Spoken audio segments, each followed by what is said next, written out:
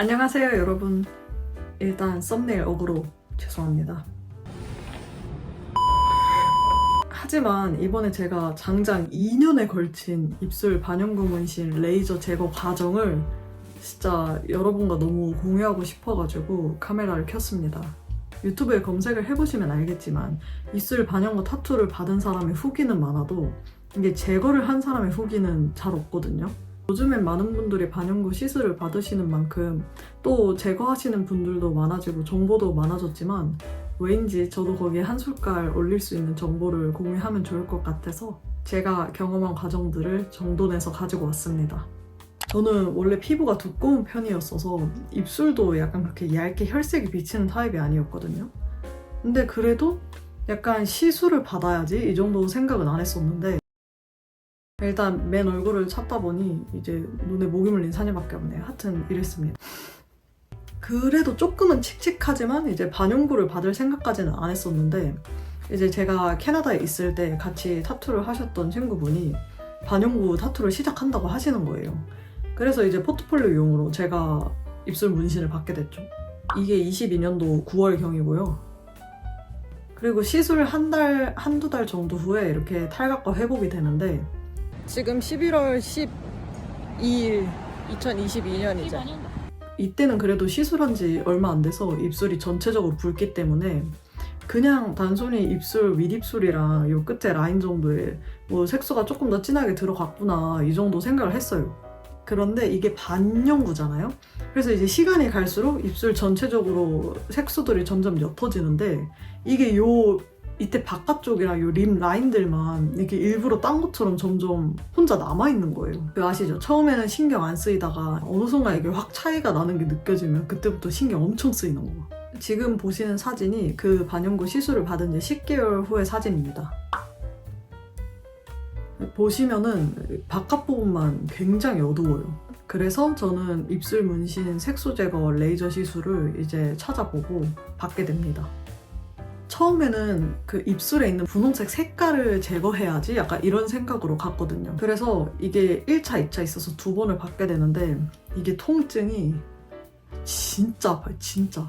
반영구도 타투의 범위 안에 있으니까 이게 받는 것보다 제거하는 게 훨씬 아파. 저 타투도 받아보고 반영구도 받아요. 이 눈썹도 반영구 한번 받았었거든요. 네, 진짜 아파요. 이게 1차 할 때는 이게 색소가 진하니까 마치 주사를 맞고 한단 말이에요. 근데 그래도 이게 받다 보면 너무 아파가지고 눈물이 막 이렇게 한 방울 막 흘러. 그런지라 받고 나면은 입술이 진짜 많이 부어요. 진짜 그냥 거진 그냥 필러 맞은 겨. 그리고 또 시술을 받고 나시면 요 밑에 있던 잉크 속의 염료가 레이저랑 반응을 해서 더 진하게 올라와요. 그래서 약간 그 80년대 그 부모님들 결혼 사진에 있는 그 메이크업 마냥 레이저 시술을 받고 나서 회복 기간은 한 2달 정도 지켜봐야 되는데 이게 2024년 11월에 받고 한 달 후인데 저는 붉은빛은 많이 빠졌지만 이 립 라인은 아직 그대로라고 생각을 해서 24년 1월에 2차 시술을 받게 됩니다. 그래서 이렇게 마취하고 또 붓고 이렇게 6개월이 지나게 됩니다. 그런데 왜인지 그 립 라인은 그대로 진한데 이 속에 있는 분홍색만 이렇게 쏙 다 빠졌더라고요. 약간 원래 그 살색으로.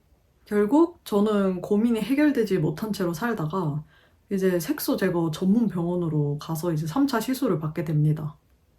그런데 이번에 간 병원에서 한 상담으로 저는 제 입술에 대한 명쾌한 설명을 듣게 돼요.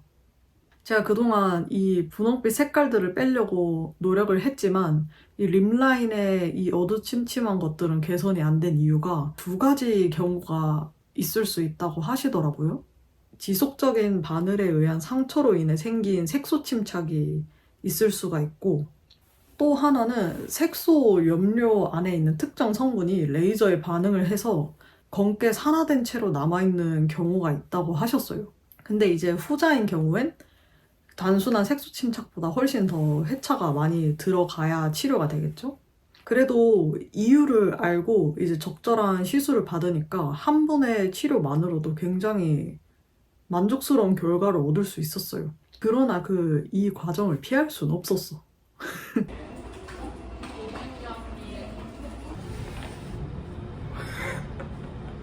이게 맞나? 진짜 개웃기네.